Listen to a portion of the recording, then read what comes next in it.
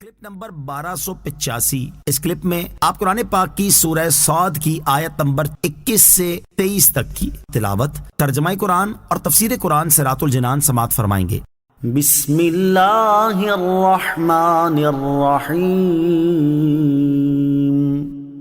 ترجمہ، اللہ کے نام سے شروع جو نہایت مہربان رحمت والا ہے۔ وَهَلْ أَتَاكَ نَبَأُ الْخَصْمِ إِذْ تَسَوَّرُوا الْمِحْرَابَ إِذْ دَخَلُوا عَلَى دَاوُودَ فَفَزِعَ مِنْهُمْ قَالُوا لَا تَخَفْ خصمان بغى بعضنا على بعض فاحكم بيننا بالحق ولا تشطط واهدنا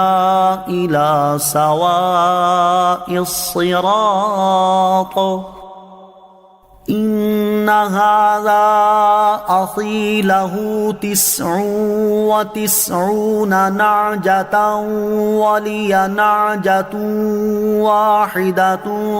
فقال أكفلنيها وعزني في الخطاب۔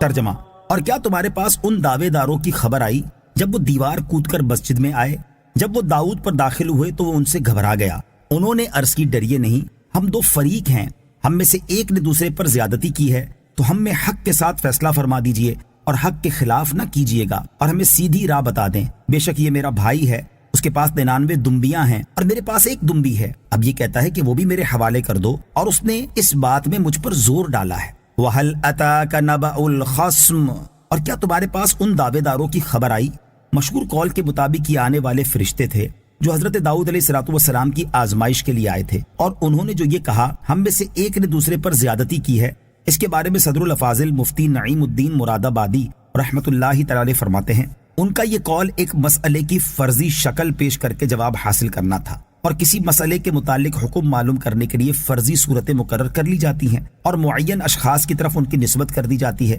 تاکہ مسئلے کا بیان بہت واضح طریقے پر ہو اور ابہام باقی نہ رہے۔ یہاں جو صورت مسئلہ ان فرشتوں نے پیش کی، اس سے مقصود حضرت داؤد علیہ السلام کو توجہ دلانا تھی اس امر کی طرف جو انہیں پیش آیا تھا، اور وہ یہ تھا کہ آپ کی 99 بیویاں تھیں۔ اس کے بعد آپ نے ایک اور عورت کو پیام دے دیا جس کو ایک مسلمان پہلے سے پیام دے چکا تھا، لیکن آپ کا پیام پہنچنے کے بعد عورت کے اعزاء و اقارب دوسرے کی طرف التفات کرنے والے کب تھے؟ آپ کے لیے راضی ہو گئے اور آپ سے نکاح ہو گیا۔ ایک قول یہ بھی ہے کہ اس مسلمان کے ساتھ نکاح ہو چکا تھا، آپ نے اس مسلمان سے اپنی رغبت کا اظہار کیا اور چاہا کہ وہ اپنی عورت کو طلاق دے دے، وہ آپ کے لحاظ سے منع نہ کر سکا اور اس نے طلاق دے دی، آپ کا نکاح ہو گیا۔ اور اس زمانے میں ایسا معمول تھا کہ اگر کسی شخص کو کسی کی عورت کی طرف رغبت ہوتی تو اس سے استدعا کر کے طلاق دلوا لیتا اور بعد عدت نکاح کر لیتا۔ یہ بات نہ تو شرعاً ناجائز ہے، نہ اس زمانے کے رسم و عادت کے خلاف، لیکن شان انبیاء بہت عرفہ و اعلیٰ ہوتی ہے، اس لیے یہ آپ کے منصب عالی کے لائق نہ تھا، تو مرضی الہی یہ ہوئی کہ آپ کو اس پر آگاہ کیا جائے، اور اس کا سبب یہ پیدا کیا گیا